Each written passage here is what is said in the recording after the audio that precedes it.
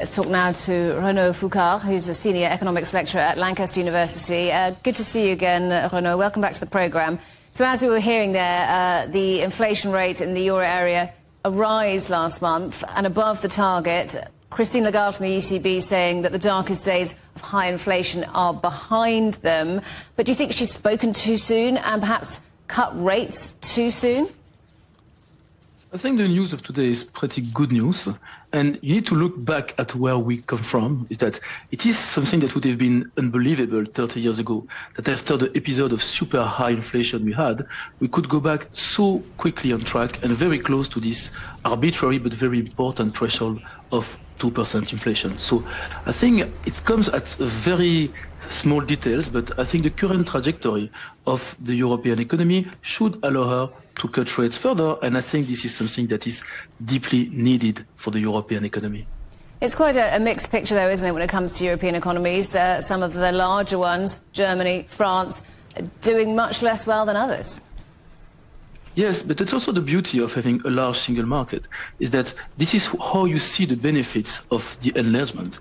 Is that at the same time, where the big motors, the traditional engines of Europe, you would think, France, Germany, are really struggling, you have some perhaps surprisingly good news coming from countries like Spain, and also this very regular, continuous growth of countries from Eastern Europe, which means that somehow the shocks it's easier to balance them when you have this very, very large market. So sure, everyone is a bit dependent on Germany, and Germany not doing well is a bad news for everyone.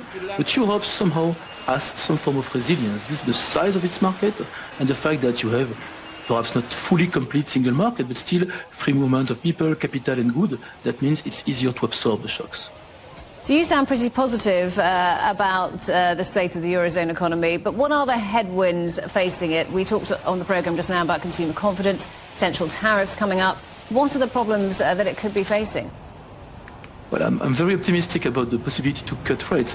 I'm not that necessarily extremely optimistic about the general state of the European economy. You still have those deep problems of aging industrial capacity. We are still lagging on innovation, and there is a lot of thinking at the moment on how to continue to have this leadership role for Europe in competition policy, while at the same time trying to catch up somehow on innovation with countries like the US, but also with Asia. And of course, there is the very general problem of an aging population, where Europe starts to realize that we have a very, very big problem of aging population, and that tough choice will have to be made for countries which have generous pension systems. So not everything is positive for Europe, but I think at least there is a relatively clear trajectory, which is that Europe needs to think very hard about ways to complete the single market and to incentivize innovation much more.